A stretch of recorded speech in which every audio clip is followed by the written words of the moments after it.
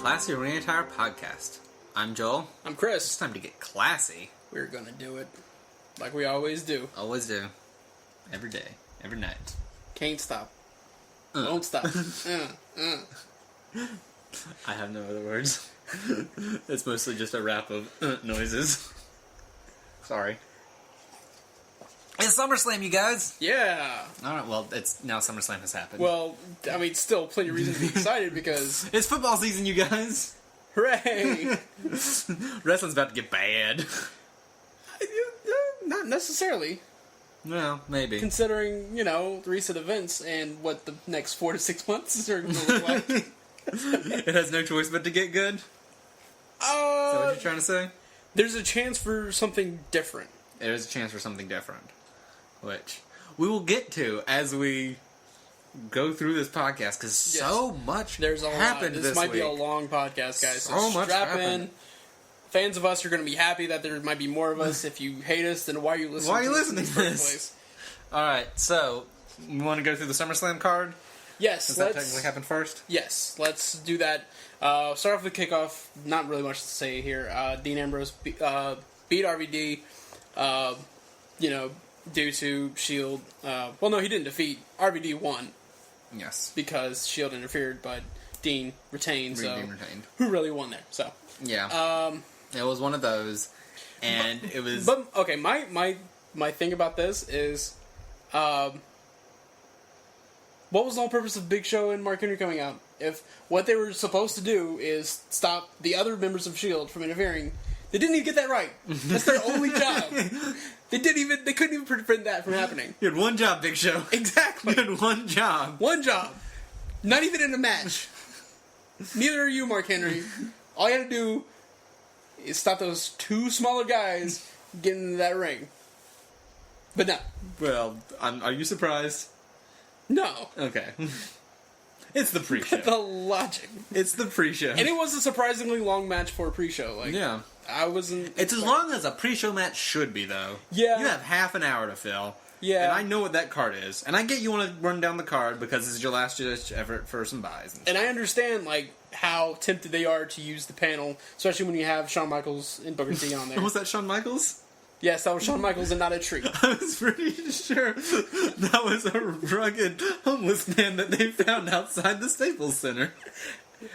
Okay, leave that awesome person alone. Because one, it's Shawn Michaels, and two, that beard is glorious. That is a glorious beard. And one would be so lucky to have a beard like that. Oh, Shawn Michaels. I love Shawn Michaels, but if he started talking about his alien abduction conspiracy, I would not bat an eyelash. You know what? I would just politely nod. Just like I'm sure a lot of people did during Ric Flair's moment at the 2K14 panel. Yeah. Oh, you legends. You cards, you. Gotta love them. I'm not so sure Drug Flair should really see the light of Gotta day. love them. I do, but dear Lord, Drug Flair should not see the light of day. Fair enough. We've heard stories. Now we've actually got to see it. It's not pretty. I think they should go, just lean into it and release, action figures. Drunk Flair. And, what are they called? Wrestling buddies. That you squeeze and they have catchphrases? I want one. You squeeze one. Yeah, Mick, we didn't really wrestle each other much in WWE, but man, we sure stole the show over there in that other place, TNA. Yeah, he said TNA. He referenced TNA, called them by name on a WWE panel. Woo! Woo! Okay, we should get off for Claire before Chastity has a field day with us. I like Ric Flair. He's a cool guy. Ric Flair's great. Yeah, we love him. All right. Inferno match. Wrong. As Michael Cole clearly explained many times, that at a Ring of Fire match, apparently everyone is equal. Sorry, I had to. Ring of Fire, it's a regular match, except there's fire. And which limits the use of ropes a lot. this match, which is something I did not take into account when you were excited. when I was excited about this. Now that I saw it, I was like, oh, this wasn't good. Yeah, this. But I'm glad that they tried it. No, this is a thing where It's like something that hadn't been done before, so fine. this is a thing where you pat them on the head. You're like, "Good job! I'm gonna put this right here on the refrigerator for everyone to see." And then whenever you come up with something better, we're going to get rid of this pile of garbage. This match did a very good job at showing us why we don't do these kinds of matches. Yeah, and you had to try. You had to try it. Credit for trying. For it. You got a weird dude that you're trying to put over as a weird dude. Give him a weird match. And you had to have I get something. it. You had to have something to get Kane off TV for a little while. Yeah, fair enough. I get it. So, and in all honesty, like it wasn't a bad match. It wasn't a drag. It, of a it match. didn't. It didn't really hurt Bray Wyatt in any way of what they were trying to build. Right. So I mean, Yes. it was fine. Mm-hmm. Totally It's fine. I'm Don't do it again. Yeah. But it was fine this time. I'm fine with it. Fine. So, Yeah. Did I say fine too much just now? You've said fine a lot. Okay, well, it's fine. Are you sad? Are you disappointed? No, it's Are you, fine. Are you sad, It's fine. Chris? It's fine. It's fine. Would you like to move on right now? It's a sword. Next we had Cody Rhodes against Damien Sandow. Cody Rhodes ended up winning. It was a quick match. I would have liked it to be a little bit longer, Yes. but it was much better than the usual Cody Rhodes or Damien Sandow match. Chris, Yes. did you ever watch, when you were younger, a show called Dragon Ball Z? No, my mom is a minister. And that was the devil's work. Because their hair was pointy? I don't know. So, in Dragon Ball Or am I Z... confusing that with Pokemon? Probably both. Because his ears were pointy? Probably both. They were probably both demonic. Well, let me explain to you. In Dragon Ball Z, there was this race of aliens that really enjoyed fighting. So Okay. they would wear very heavy armor that would, weigh them down and make it harder for them to fight. So that the fights would last long, because they were too good at fighting. Okay. And that was the story point. And then, when the superhero good guy would be like, "Oh, I'm beating you," like, "I take off my armor, and now I'm super proud." That's what Cody's mustache is. Because you take off that It's mustache. just a black hole of talent. Yes. Okay. It's like all of a sudden they decided to wrestle as if they gave a crap. Cared. Yeah. So, it was good. I really enjoyed it, and like I said, I wish it would have gone a little bit longer. Yeah, well, It seemed quick, but I understand they want to get onto. there's a lot to do tonight, but these guys, they definitely did fantastic stuff with the time that they had, and it's nice to see them, for like try, put on a good show that they're worthy of, going forth with this. Mm-hmm. This match and the one that they had the next night, though, Cody Rhodes looked a lot better than Damien Sandow. Yeah. And, we've said before, Sandow's amazing on mic. His ring skills have been okay, but not... Passable. But Yeah. It's passable, but not... Not up to where Outstanding. his mic skills are, and not up Yeah. to where other people's ring skills are. Right. And he's the one with the briefcase. Right. So, I would like to see some really good stuff out of Damien Sandow. To justify him having it, unless they're setting up for some sort of match where Cody takes If he hands over the off. briefcase, I'm totally fine with Right. that. But... I think that's what we're going to get within the next couple of pay-per-views. Yeah. Well, that's the thing is, Sandow hasn't really proven that he can beat Cody. Like, Well, no. Yeah, it's all been one-sided. I have no reason to believe that he has that talent in him, the way it was set up. So, Yeah. but I still wouldn't mind watching these guys, fight a few more times. So, I mean, especially if they keep going like that. And, yeah, it was kind of odd to see them wrestling again the next night. Mm-hmm. I hate it when they kind of give matches away for free that we just saw that everyone had to pay for. right. But it's just I didn't want it to be overly saturated, and then we get tired of them. Right. I'm not Because yet. I'm getting tired of the storyline. Yeah.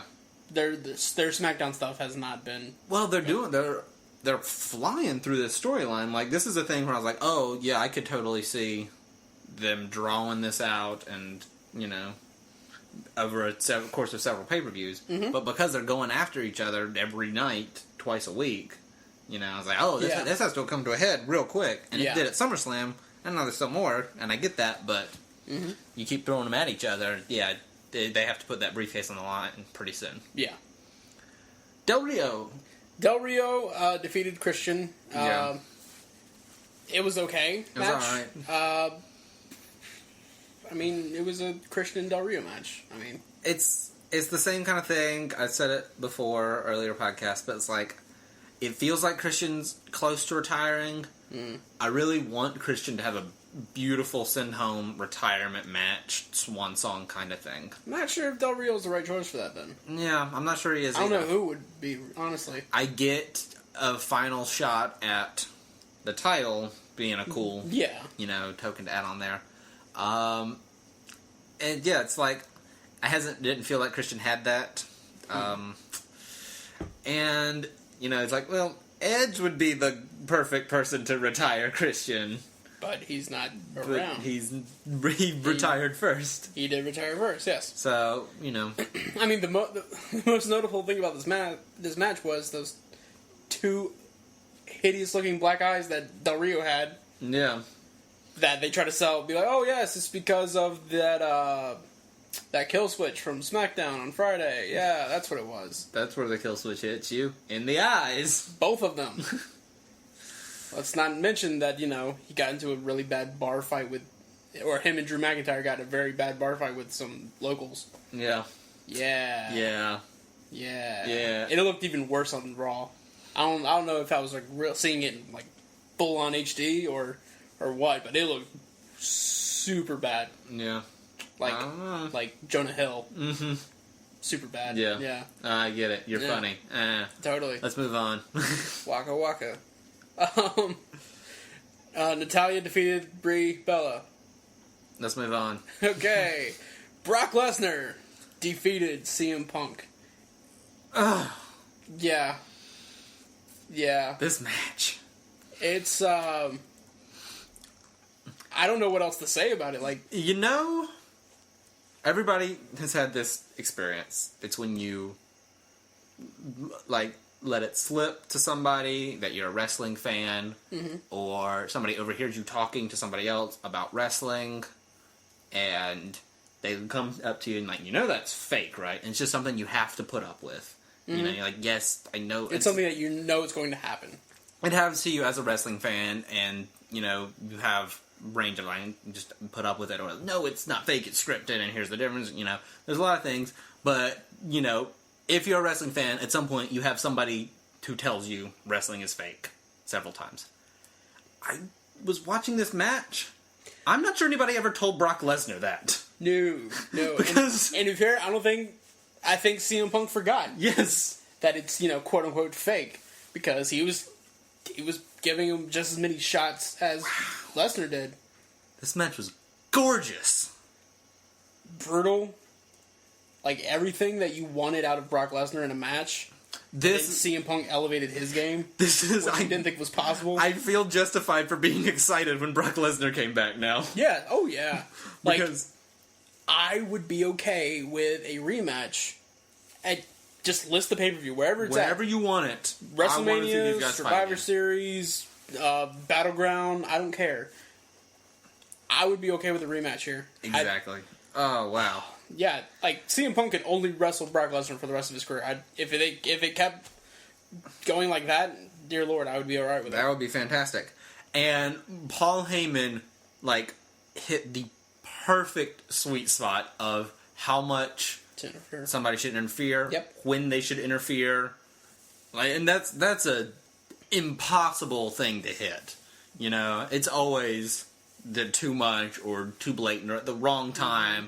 Or it overly distracting. It wouldn't be that. Because I know there was some moments whenever Punk was champion with Heyman, where Heyman would kind of overdo it sometimes. Mm-hmm.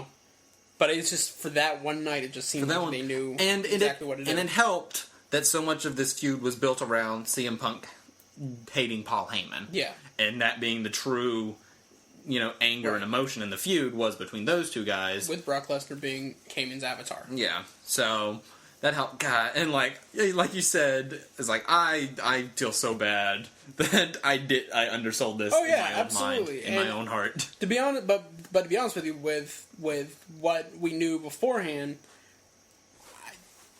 what else were we supposed to do? You know, Brock Lesnar didn't really put together a good body of work with Triple H. I mean, we had that great match against Cena, you know, but you know, he kind of changed things. He's becoming more and more of a wrestler. Yeah, like he's returning to being a wrestler. And I put that as my match of the year, right? Last year, but that was, you know, in all fairness, that wasn't a great wrestling match. That was just a great emotional match, and a lot of that was just because of the brutality and the you know, constant focus on that.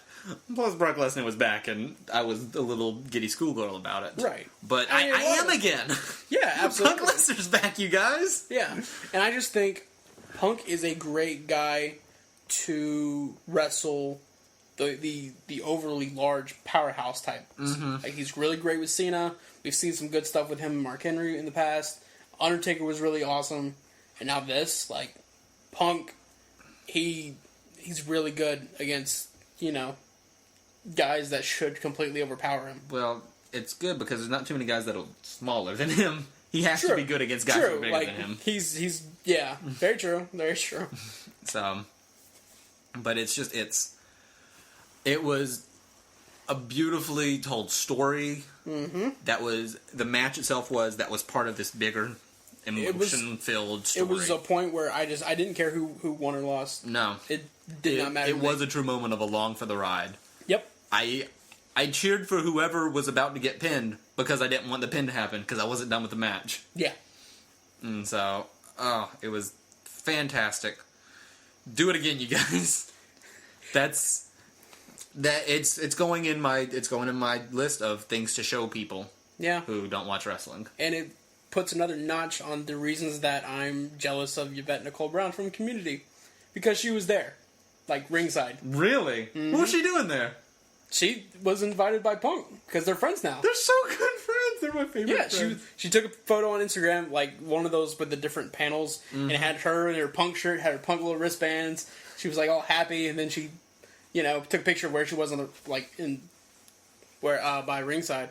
I'm like, and that was, I'm assuming that's her first live WWE experience. That's the one to go to. Yeah. Wow. CM Punk just had like the greatest weekend. Like, he had that, and before that he was bowling with the Nerdist people. Mm-hmm. Hopefully we see that on the internet soon. Like, he's like he's doing what pretty much all of us have always wanted to do. Yeah. I mean, in story, I'm sorry I doubted Punk being able to. He said it back when Cena was getting the, you know, never again. When Cena was getting the closing matches while Punk was champion, it's like, I'm the main event no matter where I am on the card. Yep. Yeah, he proved it. And you don't need the title. I'm sorry I doubted you, CM Punk. We shall never do it again. Yes, that was my bad. I apologize. We get our cooldown match. Which isn't much of a cooldown match. No, it was quick. That's the thing. It's a quick match, and you guys on the roster who get put in that cooldown slot, this is how you do it. Yeah. You have a quick match, but you still keep it high energy. You keep it fast paced. You still do good work. Yeah, ultimately I get the breathing moment between the two main event style matches on the card. Yeah. But I don't lose interest. The pace doesn't slow. Mm-hmm. That was beautiful, guys. Yeah, so Joel's referring to Dolph Ziggler and Caitlyn defeating AJ and Biggie Langston with the weird Dorito people sitting on the apron. Yeah, that was a little weird. I was kind of hoping that, you know, Ziggler would like fall on him or something. Yeah, I'd accepted that. And, you know, involve them or something, you know. No, they literally just, I guess, won a contest for... I guess if I got a large Mark Henry falling on me, so I got to sit ringside, like... I mean, I'd take a splash on Mark Henry for that. True, and I mean, you know, he's an old pro, like, he's not going to... No, I'm sorry. He's going to make sure you're safe. Yes. Can you imagine the lawsuit? Right? If Mark Henry just splashed the I'm pretty sure there's something to be said that you willingly put yourself in that. Okay, can you imagine the you know, public relations nightmare? It wouldn't look good. Yes, but legally they would be fine. Yes. I mean, I don't know anything about the law but at all. I gotta feel like there's something in there that's like, I know I should have my driver's license on me, and I should follow the speed limit. And I shouldn't kill or do drugs. and you do 3 of those 4 things.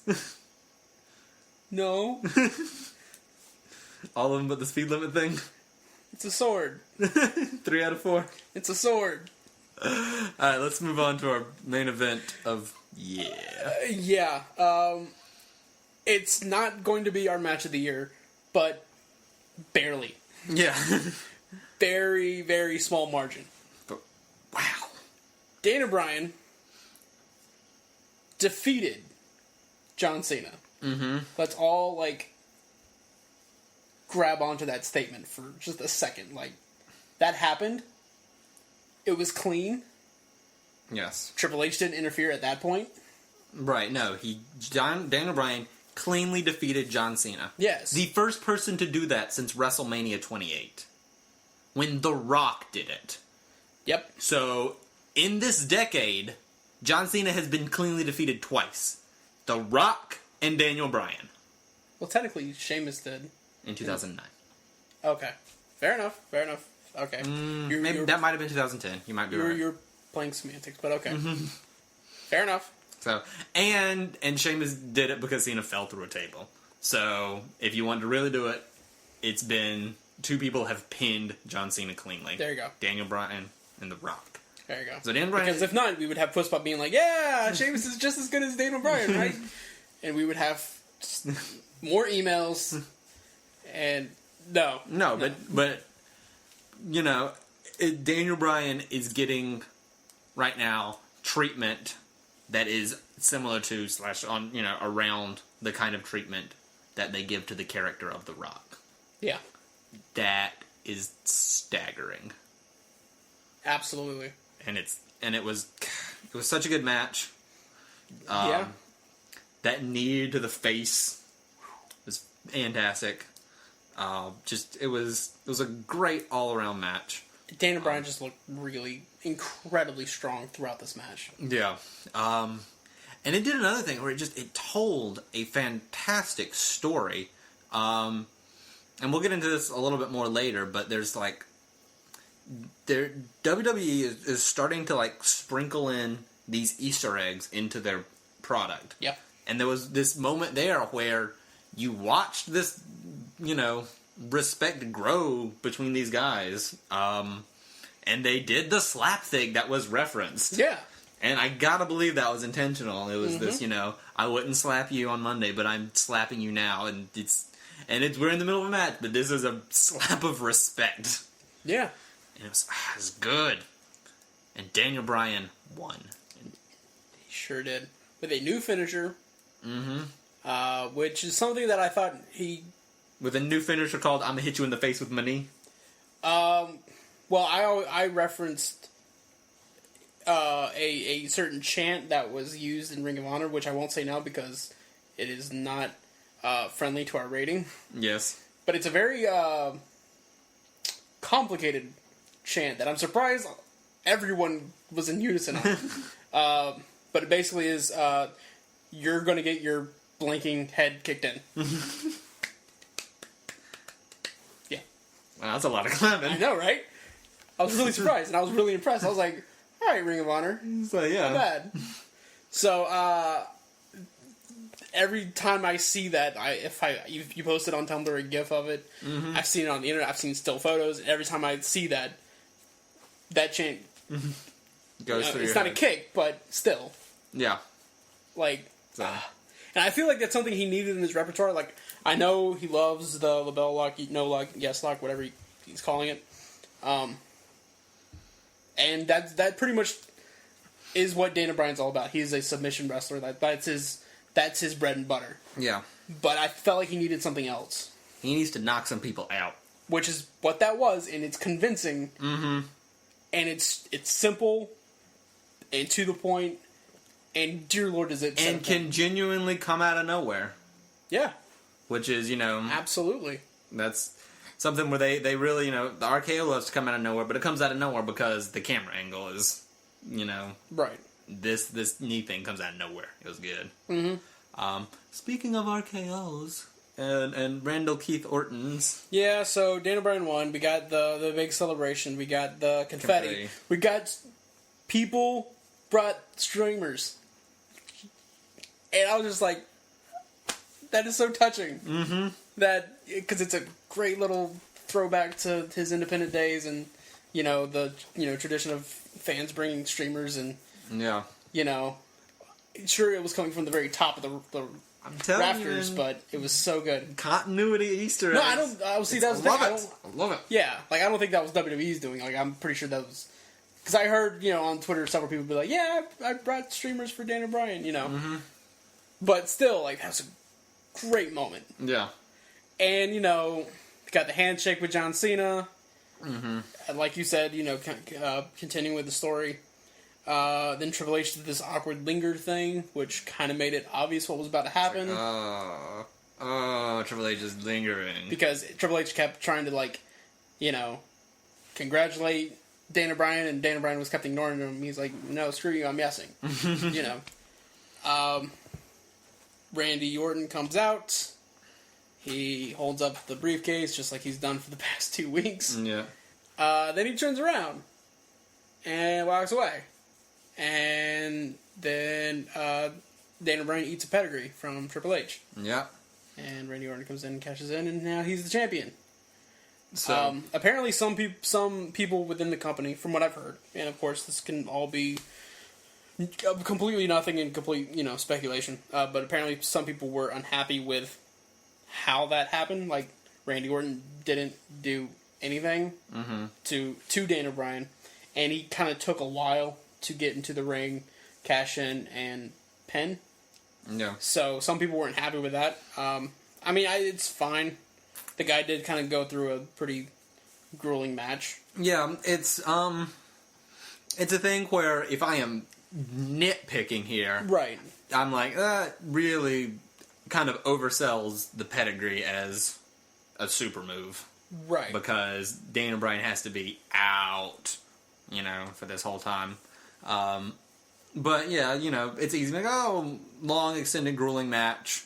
And that was the thing where we were starting to, when Randy Orton comes out, I was like, you cash this in when somebody's can't stand, when somebody's within an inch of their life in that ring, and Daniel Bryan is not. And he was, in celebration, yelling at Randy Orton to bring it, Mm-hmm. And there's another point I wanted to make, and I should have brought it up earlier. But it's something that I noticed about the two main events, both this match and CM Punk and Brock Lesnar. Not a lot of guys hitting their finishers. Yeah. Which is surprising because, with WrestleMania, you get to halfway through the match and then it's just one finisher after another. Mm-hmm. Especially with Rock and Cena, it happens a lot with Taker. One tombstone just won't do it anymore. Yeah. Which is starting to be a problem because since Taker's one a year kind of guy now, we don't see any matches where one tombstone can finish a guy. Right. So it's starting to look less and less like people can take multiple tombstones and more like Taker's getting kind of old and his tombstones don't have the impact they used to. They could play that up and make it part of the story, then fine, yeah. Yeah, But that's the thing is But then he's got to come up with something else. Yeah, touch some acknowledgement on it, or give him the super tombstone, or whatever. I don't know what that would look like, but okay. I'd pick him up and tombstone over the head kind of thing. I don't know. It'd be dangerous. That would be incredibly dangerous. I don't think they would even trust him with doing that. Taker could do a small guy. Okay. The Taker could do a Punk or a Bryan. He could. Okay. I wouldn't super tombstone. Speaking of, that was that one moment where they were in the turnbuckle, and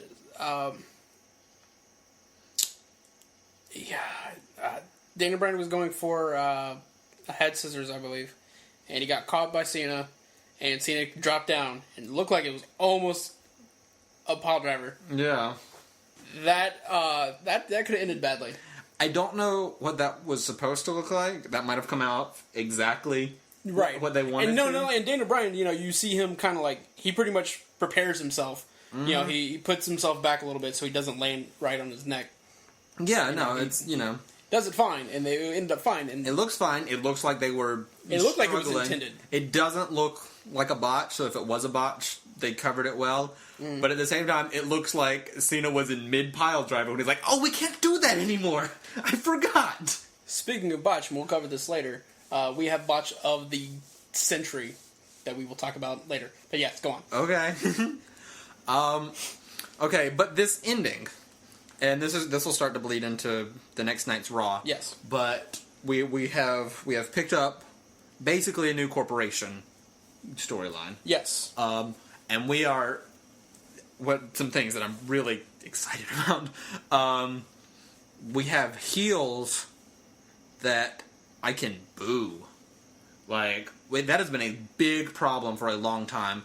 And some of it's with kind of forcing this Cena Sheamus thing of cheer for these people, and the people I want to cheer for, who I don't have any reason to boo other than they say that the current town sucks. I don't live in that town, so I don't care. Right. You know, like CM Punk, when he struggled, he never got the heel reaction that they wanted. Right. Daniel Bryan, a little bit more when he was a heel, but still, like, never got this full-on heel thing because he never was quite unlikable enough. Right. And right now, he was just like, you know, just like that jerk character that just, you know, like, thought too much of himself kind of thing. I didn't like him, but I didn't like disliking him. Right. And these heels, they have this distinct defining moment right now of ruining Daniel Bryan's moment. And part of that is like, it genuinely angers me a little bit that the WWE could not give Daniel Bryan that moment. Because there it was. There was the confetti. There was the picture to end your pay-per-view on. Was Daniel Bryan with his championship. You acknowledge, you know, a little bit that 2 years ago, 2.5 years ago, he was fired, and that he came back at SummerSlam in a surprise return, and that there was this, you know, beautiful storyline to the top. He finally has his champion, and you close off on that, and you can't give him that. And the WWE has been stomping down on Daniel Bryan. And I'm genuinely a little bit upset, and it's catching me, and I know that was intentional, and that's right. Good. And you know, it's a thing where, you know, kids can hate Triple H because he did this. Yeah. You know, and at the same time, me, who understands behind the scenes stuff, who understands, you know, genuine opinions stuff, I can kind of hate Triple H too. Yeah. And that's what I'm supposed to do, that's what they're trying to get, and it works. Mm-hmm. And it works so well, and it works on multiple levels. And for the first time in a long time, I'm ready to boo the heels. Oh, yeah. And I'm really excited about that. Mm-hmm. That I'm ready to boo the heels. I'm ready to cheer for the faces. Yes. So I have a question. Yes. If they are going to do a replica of the corporation storyline, mm-hmm. obviously the CM Punk, or not the Stone Cold Steve Austin persona in this would be Daniel Bryan, like we've said. Yes. Of course, they're different people, and so they're going to be different versions of that character. Stone Cold did the infamous, you know, beer truck drive to the ring and spray it down. What would Daniel Bryan's version be of that? I don't know. Probably some riding a horse. Someone said it on Twitter, and I thought it was funny, and it got me thinking. And yeah, they were probably right. Daniel Bryan would drive to the ring in a Prius and have a hose that would shoot soy milk. Soy milk? At them. Prune juice? Yeah. Yeah. Or some sort of smoothie. I mean, that's a little bit of Kurt Angle's milk truck thing. Yeah, that's what I'm saying. They can go smoothie. It's the wholesome version, you guys. Even though milk is the wholesome version of the beer. Yeah. It's the super wholesome version. I mean, this is very exciting. And it's exciting for this reason, because pretty much they are putting almost all the eggs in the Daniel Bryan basket. Yeah. With this storyline. Because, as we've seen on Raw, their other top faces are gone. Yes. For at least 4 months, maybe 6. Both of them. Cena will be back in 4, because Cena always comes back before he should. Right. Cena will be back maybe in 3. Right. And honestly, I'm okay with that, because I honestly, I have faith in That's them. almost the rest of the year. I'm going to pop when Cena comes back. That's at least through through Survivor Series. Through Survivor Series, yeah. Okay, which is probably where this whole storyline is going to come to a head. So until that time, everything is on Daniel Bryan's shoulders. Now, of course, they still have CM Punk, but he's kind of in a different situation. Well, right CM Punk has his, which is fine. He has Absolutely. his thing with Paul Heyman, which can continue forever. Mm-hmm. Their third top face guy would be Dolph. Yeah. So, and just imagine, like, these are the... And they've already kind of involved Dolph whenever, they said he had some disparaging remarks about what Triple H did, and so they had him face all 3 members of the Shield. Same thing with Big Show. Yeah. Like, those are really your top faces right now, Yeah. because Big Show came back as a face. I mean, but those are the guys, like, 6 months ago, those were the guys that we would cheer for despite, WWE's... Yeah, and now he's the guy that basically is getting this big build and this star treatment. Like, well, that's the crap, thing yeah. is, if they are really pushing this new corporation route, and Daniel Bryan's not Stone Cold, and Right. Stone Cold was the bad guy, or the opponent to the corporation, because he wouldn't take orders. That was his shtick, was not take orders. And that doesn't really fit with Daniel Bryan, but they are focusing on this, you're not face of the company material. Yeah, You're and not, that's basically what they did with Stone Cold, yeah. and Absolutely. it's very easy to point out, we have, these fresh out of the box action figure people who we can't use right now. We have one left, and it's Randy Orton, and that's why Randy Orton has our title. Right. And, the B+ line, God, that's good. Oh, yeah. So, it was, yeah. That was a nice little jab. I loved it. And so that's the thing is, you really, twist that screw right there of the not good enough, not what we're looking for. And it's a thing where, you do that, and if this is the first time somebody's tuning in, it catches right away, like, this guy is the underdog, the trained hard guy. Mm-hmm. And then if you've watched a long time, he's genuinely the underdog, the trained hard guy. Yeah. Against, like, it's one of those things where it's easy for some fans to just start complaining, like, oh, they're just rehashing old material with this corporation thing. You could say that technically fine, but it's Daniel Bryan. Yeah. Like, that makes all the difference when you look at who's involved. Yeah. And it's a beautiful thing. And it's a thing where I'm invested. Yeah. And that's the thing I can't quite get over, is how invested I am in where this storyline is going. Yeah, like, in all honesty, we're recording this on Wednesday, okay? Usually by this time during each week, I need a little break from wrestling. Yeah. I don't feel that right now. And this was a pay-per-view week, like... When you watch 3 extra hours. Right. And I don't feel that because I'm really invested in this story, and I legitimately can't wait to see what they do next. It's the thing, it's a I'm not over it kind of thing. Yeah, absolutely. So, which is really, really good. Mm-hmm. I want to throw out, I talked about Easter eggs, continuity, continuances, a few more things, and I'm sure some of this is me looking for stuff because I want this to happen. Right. I'm a big fan of that, callbacks and... Yeah, kind of like, I saw the ending of the Ring of Fire match as a callback to what they said in one of their promos. They're like, send whoever you want, but don't expect them to come back. Yeah. And that's basically, what we saw them do with Kane. They're taking him with them at the end. So, yeah. Well, it's a thing where WWE doesn't do a whole lot for their longtime viewers, for their invested viewers, which we are. It's a one-sided thing because they got us, they know it, and they really need to pull in. No matter how much we complained, were they hooked us? Yeah, they got us, and they need to pull in the part-timers, which is why if The Rock hiccups, they'll put it on the show. And I get that, I understand it, but it hurts me on the inside. I know, yeah. It's a one-sided relationship. So there's stuff like when, Cena at WrestleMania 29 did a little callback to WrestleMania 28 where he started to do The Rock again. Yeah. I was like, I get it because I was willing to pay for this match twice. So, it's a little bit of payoff.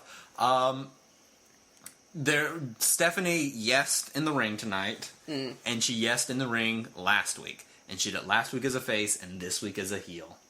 And it was an interesting thing to see her do the exact same thing. Same thing with Triple H. Triple H did the yes thing on SmackDown before the thing. And then afterwards, he was doing that whole smug clap thing, which was just classic heel Triple H. I loved it. Yeah. And then he did the yes, the kind of the mocking yes. Mm-hmm. Triple H. If you look at it, there's not much difference. No, he does it the same way. Yeah. And that's a cool, subtle thing. That's Triple H said buried like 40 times, which had to be intentional. Like, I know Triple H knows how to use the internet. So, and that was just he's a heel now. Yeah, it's a poke at us. Like, pretty much now, in order to cross this whole thing off, we need to get Vince McMahon to do the yes.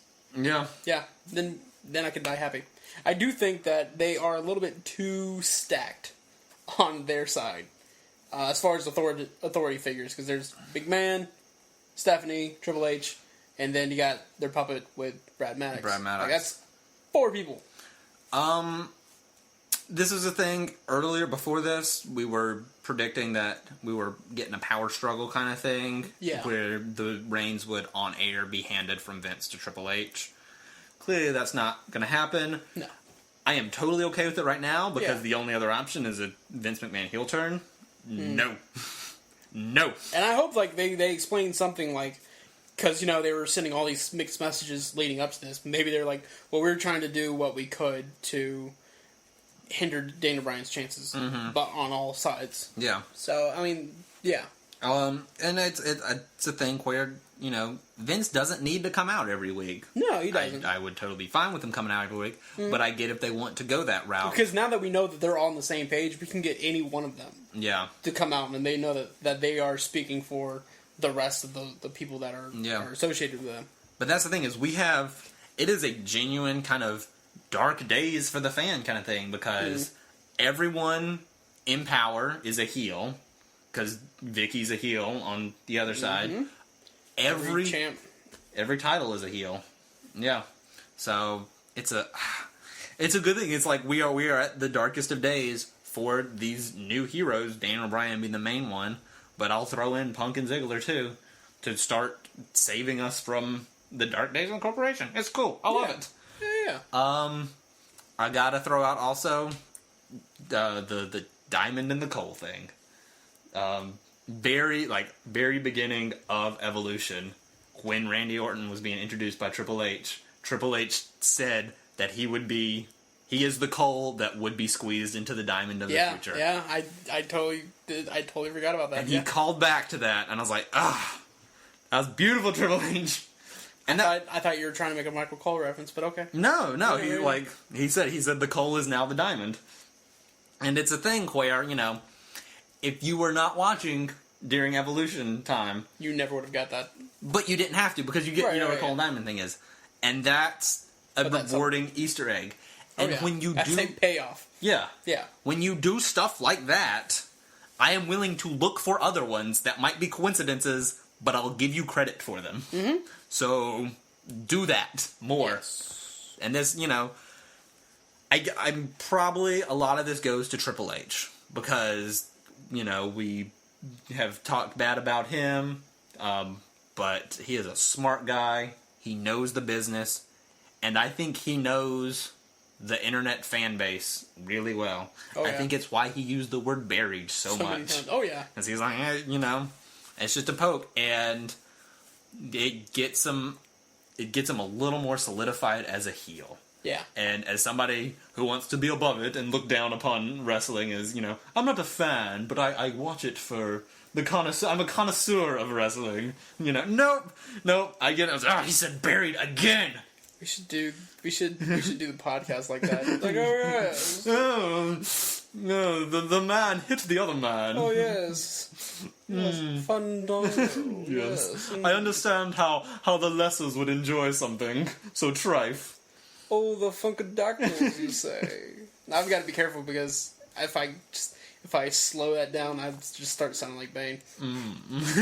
Yeah. Yes. But, so, I don't know. It's a thing where they do this right. They keep doing it like this. Mm-hmm. We have anywhere to go from here. Oh, yeah. It's going to be awesome. I have just one final SummerSlam note if you're ready to move on. Go for it. It was a great pay-per-view, start to finish. Mm-hmm. I enjoyed it. I had one bone to pick, and I wouldn't be so angry about it if they didn't replay it on Raw the next night. Okay? And it made me angry. Okay. It was the last little video package thing with Miz on SummerSlam. And, he got interrupted by Fandango, started dancing, and then he got laid out by Miz. Mm-hmm. And then Cole doing his... Oh, yeah. Doing his, the core voice. Mm-hmm. He's like, well, I guess you can say he got Fandangoed. Did he say that one, or did Jerry say that? No, that was Michael Cole. Because then Jerry say, I think you mean Fandango. See, that would make sense. But I don't understand, like, okay, it might have been funny if his name was Fan Upgo. But it's not. And that wouldn't even be funny. The name Fan Upgo might be. And then they replayed it. They replayed it. That reminds me of, it was either last year or the year before, during the holiday season, where they did a special Pringles, like a special holiday, can of Pringles, where the Pringles man had a Santa beard and a Santa hat, and the can said, Merry Pringles.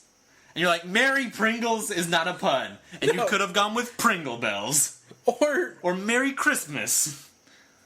Or, good old, what was it, Chris Pringle. Yeah. Or something like that, like... Chris Pringle. Yeah. Yeah. No. But no, Happy Pringle? Merry Pringles. No. Fandango. No Fandango. No Fandango. We don't ask a lot from our puns. But we ask for a little bit. That's not even a pun! It's not a pun, it's not ironic, it's nothing! It's not even funny! You can't even say that much, it's not a joke! It's pretty Fandango, isn't it? That's gonna be the lowest thing. That's less than one math. That's a Fandango. That is a new... I discovered a new level below rock bottom. Because I thought rock bottom was the absolute... finality. There's a new low, and that's where Fandango goes. But see... And that level is called Sin Cara's Finger. Oh, I heard it. Oh, excuse me, stop it. And that's what I was alluding to earlier when I said it was the biggest botch ever of this decade. Because the guy gets a dislocated finger, and he calls off the freaking match, okay? Stone Cold Steve Austin wrestled with a broken neck, okay? Shawn Michaels wrestled, 2-3 months with a broken back? And you want to call it quits because you hurt your little pinky finger. Somebody inserted a football into John Cena's elbow. And he wrestled still! And he had to leave that same episode. It's not like there was all this time in between. It happened that same night. Excuse me, my finger got a bit tweaked. I'd like to stop now. When did he get that accent? I don't know. That's my Sin Cara accent. You can't prove it's not. And on top of that, and yes, that segment was interesting because then we had the ref forcibly pushing Del Rio away. He's like, no, this is serious, guys. It's one of those things whenever you see rent-a-cops or guards or whatever, they take their job way too seriously. Mm-hmm. And that's how I felt about that ref in that moment. I'm like, okay, dude, it's a dislocated finger. It's okay. He took a kick to the leg from Del Rio. It's okay. Well, that also leads into Ricardo betraying Del Rio. And I was ready for this moment because I was thinking Yellow Cow. Yes, that's who he was gonna run back behind the scenes. I thought that's why he had his shirt unbuttoned, didn't have a tie on. Yeah, I was like, okay, he's gonna change real quick. He's gonna come out as that locale. It's like, Here it comes. This moment. He's gonna be his own ring announcer. Ricardo in the ring. I want him to be his own ring announcer so Wouldn't that bad. be great? That's all I want out of that. Okay, Ricardo, we know that there's a chance you might be listening to this because we now have connections. Because you're my favorite Ricardo. We're you know the whole degrees of Kevin Bacon, the 6 degrees? Okay, we're 1 degree away from Ricardo. We know this for a fact. So there's a chance he might be listening to this. Dude, you need to wrestle, okay? We get that you're like us, you're a fan. And so whenever these guys that you've respected all these years comes along and they want to do something with you, you jump at it. And we completely understand that. Trust me, if Shawn Michaels came up to me one day and be like, hey, let's grow beards together, I'd be completely okay with it. But Ricardo, dude, come on, man. We want to see you wrestle. And I know that that's probably, if it was up to you, you probably would be. But come on. Come on. Here's my only real true problem with it. Because honestly, I have been nothing but impressed with Rob Van Dam since he came back. Absolutely. Rob Van Dam wants to be in the title scene. I'm good for it. You want to should hang have been out? in the title scene already. Yeah, you want to hang out with Rob Van Dam? I'm totally good for that. But that's a setup. It's a tried and true setup. You're his butler for a while. You get fed up. You turn on him. It's Alex Riley and The Miz. It's Virgil. It's thing. Kevin Nash and Shawn Michaels. And I totally get that this didn't work out well for Virgil, and it didn't work out well for Alex Riley. But it worked out fine for other people. But it's the thing. You have a year. You have 2 years of being his little footman. You can't take it anymore. You turn. The crowd goes nuts. And that's what I wanted. And you were going to take another bump off a giant ladder. Not that we want you to get hurt or anything, because we do adore you, but still. Come on. But someday. Someday soon. He's Soon. He's still young. He's still got plenty of time. And he's still on the show frequently. Which we if we had a choice between him not being on the show and him, wrestling. This is not bad. No. We still get to see your glorious face. And I get this, that I might want too much too soon. Yes. But I want too much too soon! Give it to me now! It's not bad enough. It's not, enough that they're giving us everything we wanted with Daniel Bryan. I know. And CM Punk. We want more. Like, yes. we keep reaching for more. So, yes, you give me everything I wanted. I understand that. And now I want more. Shifting gears into something even more absurd. We got the first promo of a new tag team, Los Matadors. Yeah. Bullfighting wrestlers. Yeah. Featuring 2 guys who aren't from Mexico. Yeah. Which is what they were kind of alluding to. They're, the Mexican bullfighters. Yeah. But they have these 2 Puerto Rican wrestlers doing it instead. They have... If you don't want your kayfabe to be broken already, even though WWE pretty much broke it for us, like, on their Twitter account, they did the whole, like, what's following,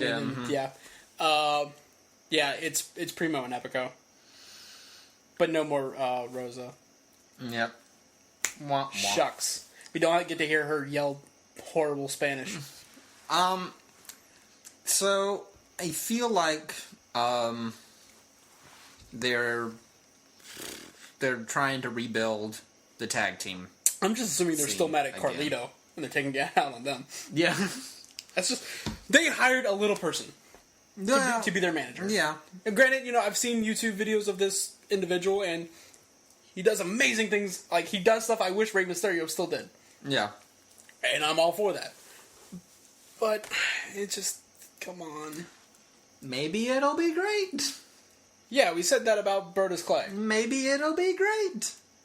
But, right now, it is only a minute and 90-second at max promo, and I'm not hoping for more. So, yeah. Your promos aren't doing their job, basically. Yes. But, I'm not full on dreading because there's nothing there to really dread yet. I just... What they've suggested so far on the premises just seems so ridiculous. Yeah. But they've done ridiculous plenty of times, and sometimes it works. Brodus worked for a while. For a while. We love Brodus and for a while. And now him and Sweet Tea are just kind of in a circle pattern. Yeah. So, but there's no Cena, there's no Sheamus. They got time to fill. They do. So They do. maybe we'll just get more right back being mean. Yeah, we already talked about Cena and Sheamus being out. Sheamus and Cena, we knew the thing with the elbow, and apparently now he definitely needs surgery. He probably should have done this, a month ago. But yeah, no, this is a thing where I have to step out of any sort of personal preference. Cena, man, that guy is a workhorse. Absolutely, no. Yeah, he wouldn't let it stop him. Like anybody else, they saw that. If you were seeing Cara, you would have stopped the moment your arm hurt. Yeah. So I got to give you props. I'm gonna pop when you come back. I will. Yeah, I mean, and it's one of those things where the past few years, this time of year creates kind of a problem for Cena because it's like they don't know what they want to do with him. Yeah. But they still want him on the show, obviously, for many different reasons. And so they kind of scrape together something for him to do month to month. Now they don't really have to do that. Now they could theoretically keep him rested up until WrestleMania season. Yeah. He won't do that, knowing John Cena. He'll come back earlier than he probably should. Mm-hmm. But at least that kind of... They can refresh. They can figure out how they want to bring him back. Because they're going to bring him back and it's going to be something big. Yeah. Well, that's the thing is, he still is John Cena. You bring him back in a big, bad way. Yeah. I don't need to see him in the title scene right away. That being said, I don't know what the title scene is going to look like when he's well enough. True. Yeah. That he might be good to come in and help revitalize, save that. But right now, I don't need him in the title scene. The title scene looks good. Yeah. So, as much as I still like Cena more than the average, I'm sad to see him go because I'm not, I think we all could do with a little Cena break. Yeah. Not saying, God, I wish he would just, leave forever. I just, some time apart could be helpful for everyone. There's nothing on the show where I really want to stick Cena in. Yeah. There's no Cena hole in their programming right now. Cena shaped hole. It's a it's a sword. It's a horse? I don't know what I was going to say. There's no Cena shaped hole in their programming right now and so maybe there will be soon. Right, yeah. I mean, this gives them time to figure out what they want to do. What the best thing to do with Cena is. So yeah. And Sheamus, we don't care. Well, Can I just say, because I know we've devoted a certain amount of time for the past few weeks about being anti-Sheamus. Mm-hmm. Can we now just, because I'm livid about this, can we now devote a certain space of time on our podcast for voicing anti-Sin Cara stuff? You're mad at Sin Cara, aren't you? It's you see the drive that John Cena has for this business. Yeah. Love him or hate him, he's got that. Mm-hmm. That he'll go through this horrible ordeal with his elbow and this arm thing and wrestle when no one would look down on him for not wrestling through that. Yeah. No one would look down on CM Punk from coming back too soon from his injuries that he's done in the past. And then you got a guy like this, who has this opportunity that a lot of people dream of. And a lot of people go through a lot worse for. Absolutely. Absolutely. Jesse Sorensen. Yeah. The kid broke his neck for the company and was willing to come back in a different capacity. He gave up wrestling because he was, it wasn't safe for him. Now he's at a point where, what else is he going to do? Yeah. This is what he loves. This is what he wants to do. So he's going to go back out and do it, even though he probably shouldn't have. Now, of course, he heard the good news that his neck is 100%, and he can do it without risk of re-injuring it. But there's so many other guys that are like that would kill to be in the opportunity that Sin Cara has, even with a mask on, Mm-hmm. That's great with kids. It's going to do a lot of merchandise. A moment to be in that spotlight with that crowd, with that many eyeballs on you to see what you can do. Absolutely.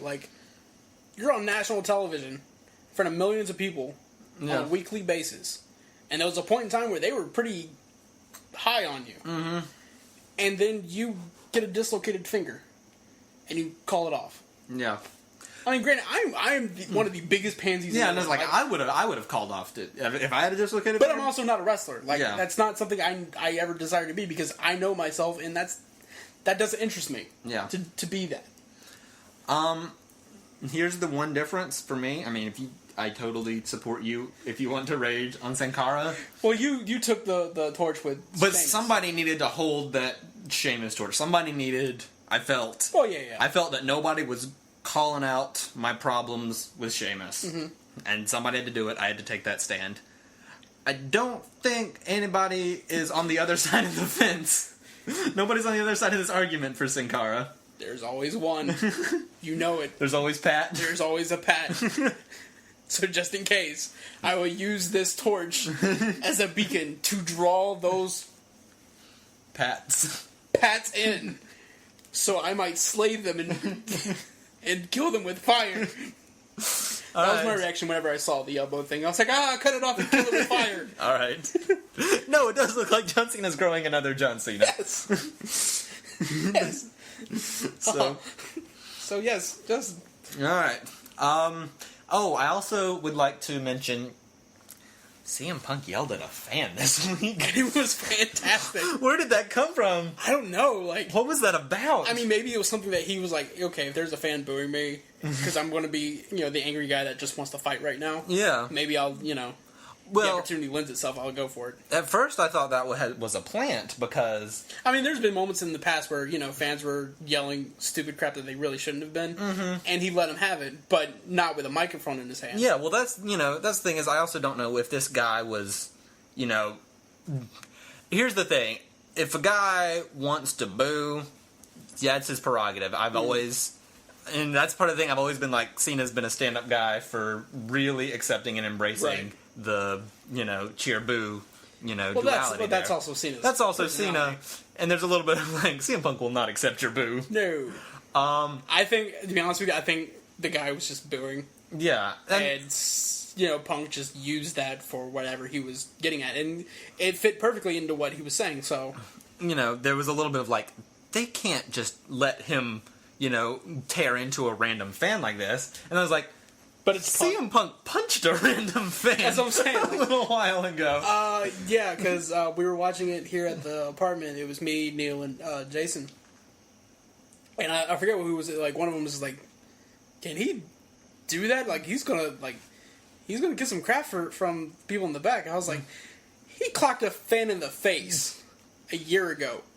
The wrong fan. Yes. And, he basically got away with just a slap of the wrist, So, it was fantastic. And the fact that even Paul Heyman got in on it. Well, yeah. It's like, I am not the fat fan in the front row. That's the thing, is like, it's, the reason that I'm okay with it, and that it's, I'm taking it as a good thing and not a CM Punk being a jerk. Yeah, is because I thought I viewed it as fuel for what he was. Well, that's the thing is it's not CM Punk being a jerk because when he was a jerk, when he was trying to gain these boos and be mean to the fans, it didn't click for me. This felt like CM Punk being himself. Yeah, and also being a face, which was something I found weird because, well, not weird, but when he was a face. At the beginning of his big championship run, it didn't feel organic, No, that's the thing is he was holding himself back. It didn't feel like CM Punk was being a face there. It felt like CM Punk was being CM Punk. Mm-hmm. You react how you want to react.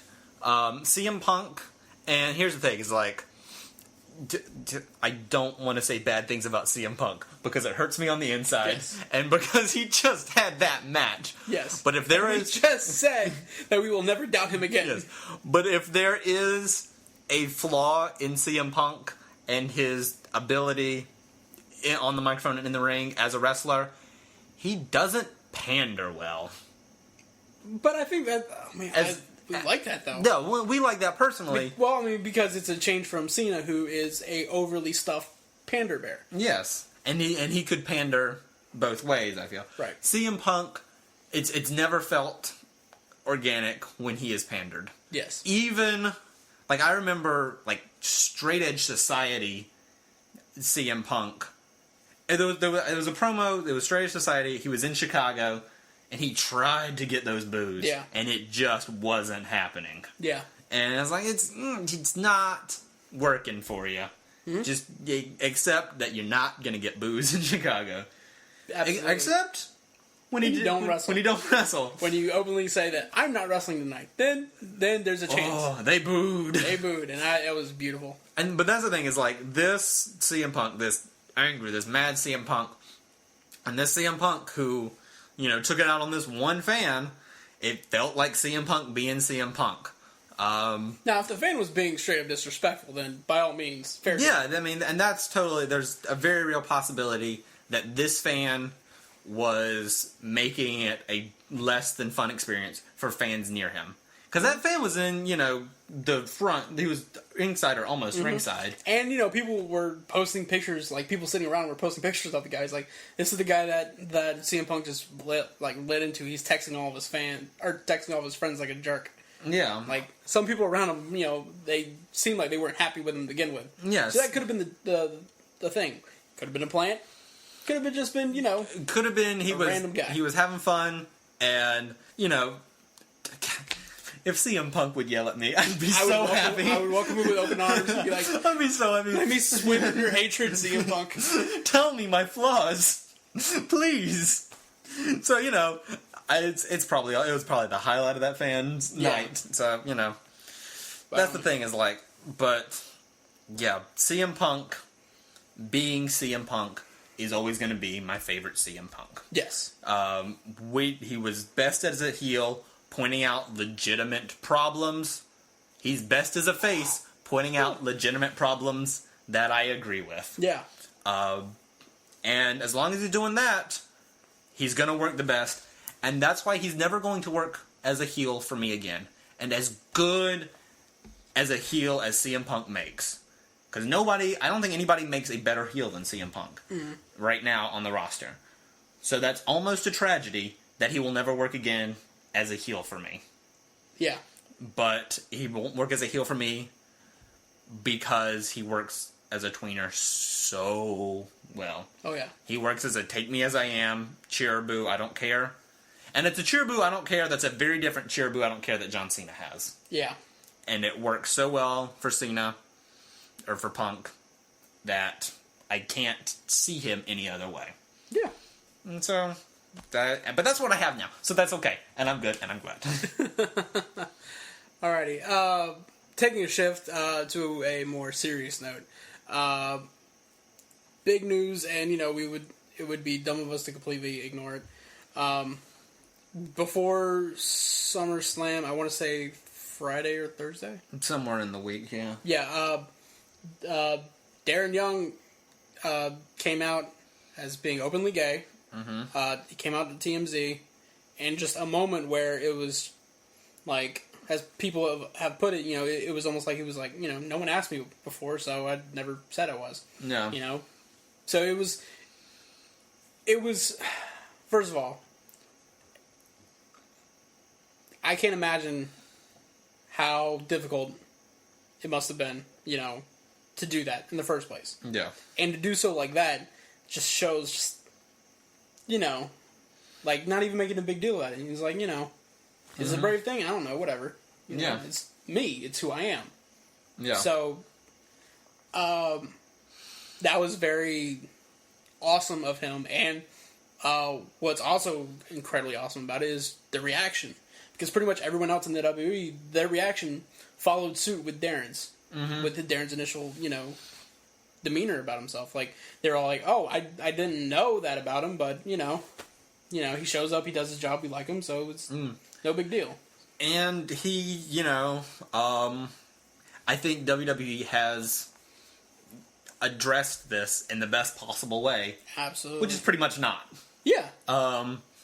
You know, he got... Like, it was one of the things, Darren Young didn't make it a big news, so why should they? Yeah. Like, they said something on their front page just to show their support. Yeah, they said that. Yeah. He did get a longer match this Monday. Primetime players are suddenly faces. and he got the hot tag, which tag. usually is Titus's thing. So He got to hit his finisher on Raw, yeah, and win. And from what I've heard, spoilers if you want to watch SmackDown, he beat Cesaro clean 1-on-1. Yeah. So there's a little bit of like, oh, he's suddenly getting, But I mean, that's like if there was anyone who is in the public eye, WWE's always going to capitalize on it. Now, what they're doing is they're not making it about the news. Right. They're just putting him on TV and giving him a chance. There's also a lot of like, yes, they were, they're suddenly a face tag team now, but they weren't the heeliest of tag teams anyway to begin with. No, they were just, arrogant. Yeah. Which seems to be the most... Which they still are. They still do the Millions and Millions dance, I do love that dance. They're still, entertaining and fun. And I really like that Darren has gotten better since the days of Nexus. Agreed. But to show my true, I don't care what your background is. Mm-hmm. I don't care race, creed, sexual orientation, gender. Yes. Regardless of all those things, I still hate Darren. I think Titus is much better. I do think Titus is better. I think But Titus is also older. Mm-hmm. I think Titus is more experienced. But I think... See, I don't hate Darren, and... No. I don't hate him. I've never really been a fan of his. Just because I still have those memories of Nexus. See, I think he has taken massive strides. Agreed, yeah. I do think he was the bottom guy in Nexus. Yeah. And that's a team that had Heath Slater on it. I don't know if he would be, like... I don't know. Okay, he might be rock bottom. He's not Sin Cara Finger. I think Sin Cara Finger would be the one guy we can never remember his name. Bandana Man? Michael Tarver. Yep. He was the true Sin Cara Finger. I'm going to make that into a thing. I don't care. See, I think he was... I think he had genuine talent. I think he did good stuff, especially in that SummerSlam match. But I think it was him and Skip Sheffield kind of being the same people. Yeah. And Skip Sheffield was better. Yeah. And so... He was very unpolished back then. Especially when you were adding in Husky Harris at the time, who was not that different from those two guys. And he had injury. There was just not enough room for him. Yeah. Which sucks for him. I genuinely feel bad for the guy. But kudos to them for sticking around because, they let go a lot of guys and then they put Darren back on NXT. Yeah. And that's not necessarily, the most encouraging thing. No, but I think that Darren has improved immensely. Agreed. I think he's got a long way to go, but I think having shown improvement shows that there is definite potential to continue to improve. And speaking of improving, I think this shows some of the maturity in WWE now. Because had this been Attitude Era, there would be no doubt in my mind that they would have used this in some sort of manner. Blatantly said, involving, his lifestyle and something that should be private anyway. Yes. But they would include it into the storyline, which we don't need another Chuck and Billy. And there's for a variety of reasons. For a lot of reasons. Yeah. There's maybe either speculation that Zeb made mention of. WWE has made headlines recently, right? And that's for reasons I don't approve of. And that's as close as he got to it. And I'm glad that that's where he stopped. Yeah. And I understand how far that character goes. I understand that is a button pushing character. Yeah. But I'm not. I don't really. It's one of those things where, remember how we talked about, reality shows make us uncomfortable? Mm-hmm. Just because, it's a really awkward train wreck that you don't want to see. This is like that. This is that painful awkward. This is like watching drunk Ric Flair on a panel awkward. I don't want to watch that. It makes me feel uncomfortable. But that's me. I don't like that. Yeah. So, I shouldn't be stressed out when I watch your product, which is what I'm saying. Right. So I think it was handled genuinely to the best of its ability. Agreed. Absolutely. I have no complaints. Nope. And I hope that everybody comes out the better for it, Yeah, like... This is, honestly, primetime players have gotten a boost from this. Yep. And Darren Young, the person, can, he can live his life in the open. Yes. To the fullest extent. Mm-hmm. I'm not saying that he was particularly limited before this, but no one knew about it. So there was, like, that little bit of, Yeah. secretive instinct. But now, he's completely out in the open, and more power to him. Completely respect. I hope good things for everybody. Yep. And most importantly of all, I hope you guys wrestle really well. Yes. I think I said on my Twitter account, it's like, I was like, I respect Darren Young, and this is his day, and for today only, I will not make fun of your ring work. Which has gotten better. It has gotten better. You have to I will not take that away from him. Bounds, Absolutely. that guy has gotten better. Absolutely. And so... You want to say that for... Yeah. Okay. So, what do we have left? Nothing. Nothing? Nothing. That's right, it's time for the mail sack! Dum dum dum dum dum dum dum mail sack. Mail sack. Mail sack. Why are you singing it like the person from SpongeBob? Squidward? Yeah. Mail sack. Mail sack. Let's all go. I do play the clarinet.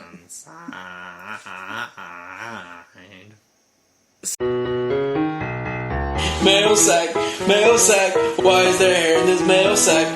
Mail sack, let's all go inside. Mail sack, why is there hair in this mail sack? Mail sack, let's all go inside. So, first of all, thank you to everyone who submitted. We have a lot of submissions to the mail sack. And they did so because it was a birthday present for Joel. Joel's birthday was this week, and I told everyone that what Joel really wanted most of anything was for a full mail sack. I even put it in a poem that I posted on your wall. Yes. Did you read that poem? I read that poem. Did you like the poem? I liked that poem. Yeah, you did. It was a good poem. Thank you. I tried it because you're known for your poems. Yeah. So I tried to... It was well done. I appreciated the poem. So. Anytime, buddy. Yeah. First of all, we're gonna go with a late submission. It actually came to us while we were recording. This comes from Sarah. She asked me if the flannel will continue, and do I think that more pro wrestler should invest in my flannel wearing. This is a recent thing for me. I've recently discovered flannel, and I've been wearing a lot of it. I'm wearing it right now, actually. Yeah. I just think it looks nice. Okay. I wasn't fishing for a compliment from you. I know you weren't going to give it to me anyway. Yeah, I think we could use some more flannel in the WWE. It's a more manly look. I'm pretty sure we're going to get Daniel Bryan wearing flannel at some point. I will accept the flannel on one condition. That is wrapped around Mick Foley. Good call. There you go. I will completely agree with that. This one comes from Twitter from @Radman9. This is aimed at Joel. What is the greatest Sheamus match? The greatest Sheamus match. I am gonna go with, honestly, and hear me out, because there's a lot of reasons I can argue for this match. I'm gonna go with the 18-second match. Partially because it's kind of the only match, like specific match I can remember from Sheamus. Yeah. I remember that match, and I remember he wrestled Triple H at one of the WrestleManias, but I don't remember what happened in that match. It was kind of like a fine match. But the 18-second match, the easy lowball answer is because Sheamus was only in the ring for 18 seconds. Womp womp. That match, though, I was not a complainer about that match like a lot of people were. Partially because occasionally, out of nowhere kind of things, I enjoy that. I enjoy surprise stuff. Yeah. A lot of the complaints about that match were it robbed Daniel Bryan of his WrestleMania moment. That's a much easier pill to swallow today than it was at WrestleMania 28. Very true. Because Daniel Bryan is, just a hair away from face of the company situation. Mm-hmm. And in all honesty, that match did so much to put Daniel Bryan over. But Joel, Daniel Bryan was already over before that. I remember people complaining to you about that. Yeah, but you watch the yes chant on the Go Home Raw episode and the WrestleMania, the post WrestleMania episode. No, he wasn't even on that show. Yeah. So there you go. There you go. Radman9 also asked me, me personally, I can't choose Fandango, but if I could ballroom dance with any wrestler, who would it be and what song? Obviously Chris Masters, and the song would be My Heart Will Go On, but sung by Scott Stapp from Creed. All right. Because I think it would be funny. I have a question. Yes. Is Summer Rae technically have a wrestling contract? Oh, I hate you. Well, in that case, it would be Caitlyn. And it will obviously be Let's Get It On. That's not a ballroom dance song. I don't care. He just asked what song. He didn't say ballroom song. Alright, fine. Mambo number 5 then. Are you okay with that? I don't know if that's ballroom dancing either, but whatever. Can Caitlyn dance? I don't care. I know that the redhead girl on Total Divas can't. No one else. I didn't pick her. That's all I know. I know Summer Rae can, and she can't. What makes you think other people will be watching this dance? Because it's happening in a ballroom. We're ballroom dancing. It doesn't have to happen in a ballroom. It's not a ballroom dance if it's not happening in a ballroom. Then it's just a room dance. Well, okay, maybe I don't need to tell you the name of my secret room then. That makes it the ballroom. Go on, next question. It's a sword. That's gonna be our go-to, like, dump statement. Like, moving on. This comes from our favorite Roomba. Our second favorite Roomba. After DJ Roomba. After DJ Roomba, which makes Pussbot completely mad. He hates it when we say that. Yeah, sorry, Pussbot. No, I'm not sorry. DJ Roomba was better. Learn to play music. This comes from @Pussbot3000. Who do you guys think will be in the new corporation? We have Vince, Triple H, Orton, and Stephanie, and who else? That's a real question. It is a real question from Pussbot. Like, I'm surprised. Good job, Pussbot. Now go back in your cage. Well, I mean, we got the Shield. Yeah. So technically that counts. Yeah, I was gonna say. Unless they, want someone in their immediate circle. In that case, they would probably need some sort of heavy. Yeah. Which, the only one that really comes to mind right now is Big E. And maybe Ryback. Like, the Shield is serving the heavy thing right now. Yeah. So I'm okay with just Shield. Yeah. I would just Shield. Like, there's just, like some flavor. Like, yeah, just if we have to do the Shield. I would like somebody to be the specific liaison for SmackDown. Who gets their orders straight from. And this is a thing where I would really like, a much bigger separation between SmackDown and Raw. I would like a lot of focus on, building up SmackDown, and these are guys you can only see on SmackDown, and redoing that brand separation.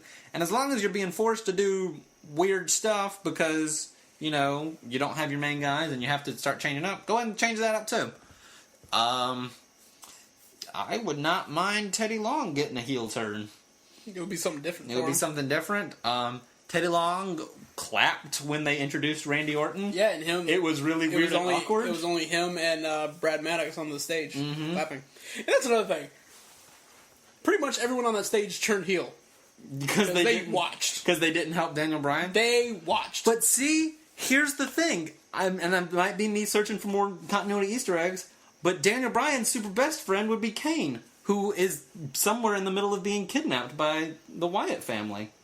So true. So Kane would have come to his rescue. But Kane. But technically, now Undertaker is Daniel Bryan's friend by association. Yeah, but Undertaker is in his now. Undertaker is his friend by association. John. Undertaker is his friend, but Undertaker is taking his year-long hibernation until the gong of WrestleMania strikes again. Yeah, and he did wrestle on Raw. He did. SmackDown. Yeah, you got more. So now we've got a longer. Like it started later.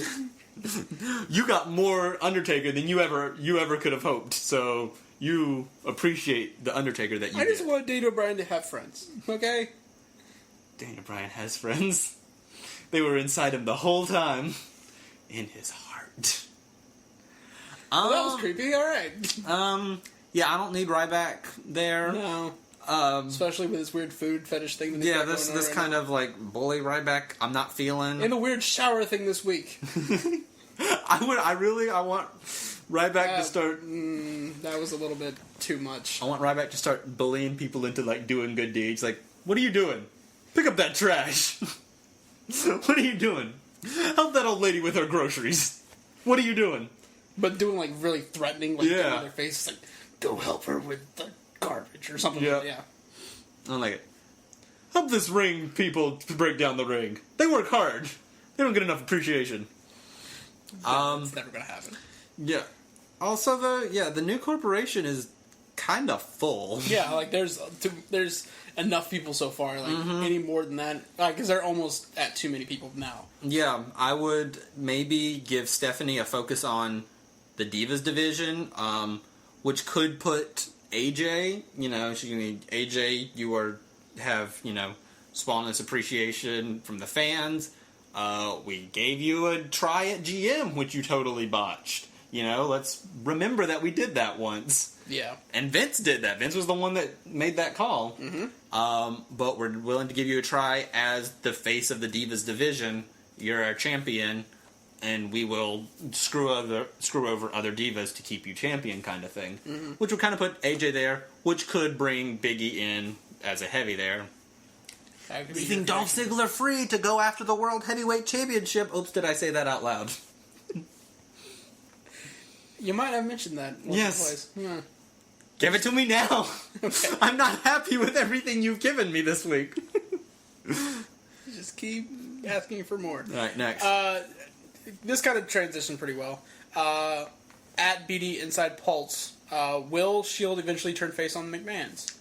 You have two options with the Shield right now. Okay. And I am fine with you holding this off till SummerSlam or Survivor Series, because Survivor Series will mark their year debut. Yeah. And I kind of want them to acknowledge that and be like, here's our status report. What have 1 we year really in, done, yeah. how's our justice thing going? You either go, you think this is justice, this is not justice, and they would turn face by default because they're going against the corporation. But clearly, this is not justice because they're screwing over to get their favorite thing. Or you go that direction, which would be, yes, the Shield turns on them. Or you go the justice is getting paid thing. Which, God, that'll be a good t-shirt. Yeah. Which, keeps them heel. Makes them very big, hypocritical justice people. But keeps them heel, which is what you want.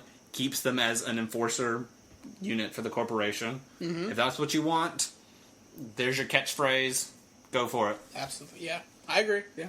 I'm right there with you. Yeah. Moving on. At today's Jim Sawyer, do you think the WWE will mention the McMahon squashing Zack Ryder's push in their current story? And he just adds, they won't, but they should. I mean, possibly. It's an interesting talking point. I doubt it. Yeah.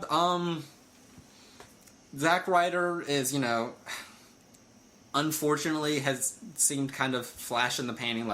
Since he has been squashed, he hasn't come up again.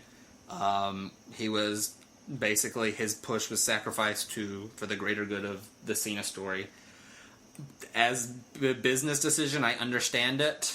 Zack Ryder's not untalented in the ring, though. No. And he, during that time, proved that he could hang out with solid mid-card, scraping his fingernails against the glass ceiling. I don't know if he had the skills to ever hang out with those truly great matches kind of thing.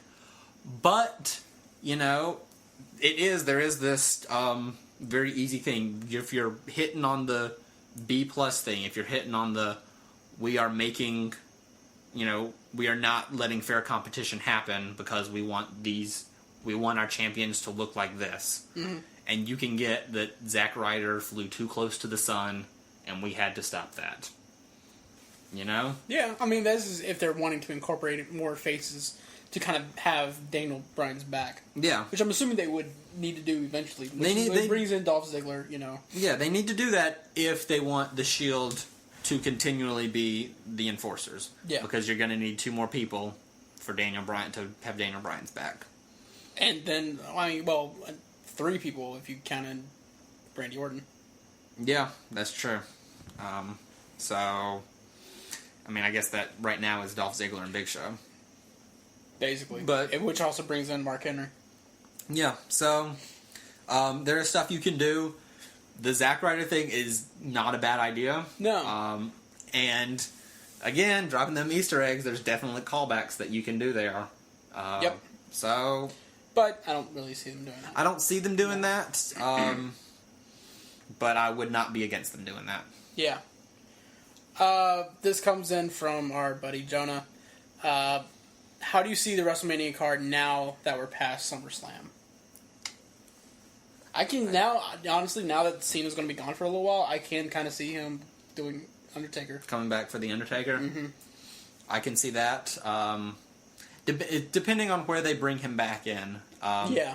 I feel like if he's a surprise, quote-unquote surprise, Royal Rumble return, because I really feel like if he hasn't returned by the Royal Rumble, he's going to be in the Royal Rumble. Yeah. If he is that, I really feel like he'll win the Royal Rumble, which will put him back in the title scene. That will mean he'll win Royal Rumble twice in a year, though. I don't want that to happen. And 3 times total. Yeah. And that's only been done by Stone Cold, right? Yeah, I think so. Yeah. I think so. Get our stat checkers on Yeah. that. But there is a lot more question and a lot more up in the air if The Rock will be on the card. Yeah. It was kind of an all but guarantee when we were making our predictions at the That'll beginning. be Brock and Rock. Some people are saying that, maybe he won't come back. Yeah. Which I'll be okay with, to be honest with you. I'll be okay either way. Yeah. It's 30, and I am right now accepting that 30 is... It's going to be full of shenanigans. It's the All-Star card. It's the, part-timers galore. If they could get, anybody they can get back in the ring from a previous WrestleMania, they'll do it. Yeah. So, I have accepted that of WrestleMania 31. So if they can do a Brock and Rock, I have accepted that. I kind of want to see Brock and Punk. Yeah. That throws a wrench in my Punk and Stone Cold dream, but... But, if that's not going to happen, then might as well go this route. Yeah. Especially after what we've seen. I would be completely okay with it. Speaking of WrestleMania, I thought it was interesting news now that they're saying that one of the frontrunners for WrestleMania 31 would be the new San Francisco 49ers stadium, which isn't even finished yet. Well, they better get on that. Well, yeah, that's also not this year's Super Bowl, but the next year's Super Bowl will also be there. Yeah. They love following, the year before, because they did MetLife Stadium, and now this year the Super Bowl will be at MetLife Stadium. Yeah. Well, they better get on it, or we'll have an outdoor WrestleMania by accident this time. Yeah, well, it's going to be outdoor stadium regardless. Yeah. I forgot what the other place was that they're also considering. I can't remember. I don't know. Yeah. That's not something I pay attention to until they announce it. Yeah, it was just something that I just happened to come across an hour ago. Or 2 hours ago. It's as far as the WrestleMania card, I don't know where I put Daniel Bryan on my WrestleMania card. I'm assuming this new corporation thing was probably still going by then. Mm-hmm. Well, a Triple H heel turn is a major heel turn, and unless you are in dire circumstances, he is not going to be a face anytime soon. No. So it's although I'm not sure I had him on my card either. I was maybe kind of hoping he was actually having some retirement. I don't remember what my card was. So I don't know what my card was, but we have to dig into our archives for that. I think mine was too full to put Daniel Bryan on it in any major spot. No, I think I had Daniel Bryan and Kane finally breaking up. Oh yeah, so I think Daniel Bryan is going to be, I do not see this Daniel Bryan, stuff going away anytime soon. No. So... And I'm okay with that. No, I'm okay with that. Fine. I have less than 0 complaints. Yeah. So, yeah, I think he'll be there more than I originally thought he would be. Yeah. So, all right. Alrighty. So we had so much to talk about and so much mail to discuss that we're going to have to cut it there. But, never fear. Your mail will be read on air. Your mail is still in the sack. Yes, it remains in the sack and will sit nice and cozy. Till next week. All right. Please remember, as always, you can follow us on Twitter at CRAttire. We will be tweeting every single Monday Night Raw and appropriate Sunday nights. And if you have any questions, comments, anything you want to put in the mail sack, send those to classicringattire@gmail.com. And because that time of the year is coming up somewhat soon, if you want a Ms. Christmas postcard from the Classic Ring Attire crew, send those requests to classicringattire@gmail.com as well. Remember, we are also on iTunes. You can look us up there. You can subscribe to us there. You get brand new episode every single time we get one. You can give us a review. You could give us a rating of 5 stars, which would be awesome. And if you're listening to this on wrestling.insidepulse.com, leave us a comment on there. We'd love to hear from you. My column went live today. I just went into more detail about the Summerslam card and everything that happened afterwards. So check that out. Check out Blair has his enter-in activity. The second part. Yeah, the second part. Dear Lord, the TNA drones came out. Just all guns blazing. Like it's mesmerizing to see. Yeah. And our good friend Blair just knocks them all down. I love it. Blair's so cool. He's so cool. All right. Until next time, stay classy and huzzah.